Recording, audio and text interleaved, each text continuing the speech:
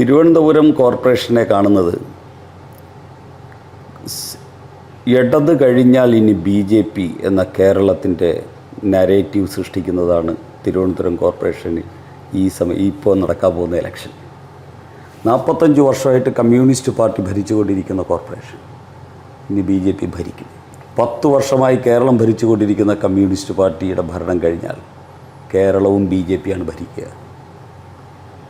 ഈ രീതിയിലുള്ള രാഷ്ട്രീയം കേരളത്തിൽ രൂപാന്തരപ്പെട്ടുകൊണ്ടിരിക്കുകയാണ്.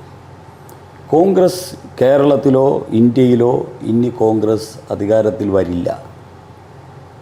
കേരള കോൺഗ്രസിൻ്റെയും മുസ്ലിം ലീഗിൻ്റെയും തണലിൽ മാത്രം ജീവിച്ച കോൺഗ്രസ്സിന് അവരുടെ സത്ത നഷ്ടപ്പെട്ടു, സംഘടന നഷ്ടപ്പെട്ടു, അവരുടെ ലക്ഷ്യം നഷ്ടപ്പെട്ടു, അവരുടെ നേതൃത്വം നഷ്ടപ്പെട്ടു. ഇനി കോൺഗ്രസ്സിനൊരു വസന്തമില്ല, ഒരു യുവത്വമില്ല. തിരുവനന്തപുരം കോർപ്പറേഷൻ CPMൽ നിന്ന് BJPയിലേക്ക് എത്തുന്നത് പോലെ പിണറായി വിജയനിൽ നിന്ന് BJPയിലേക്ക് കേരള ഭരണവും എത്തും. അതിൻ്റെ ഒരു തുടക്കമാണ് ഈ തദ്ദേശ തെരഞ്ഞെടുപ്പ്.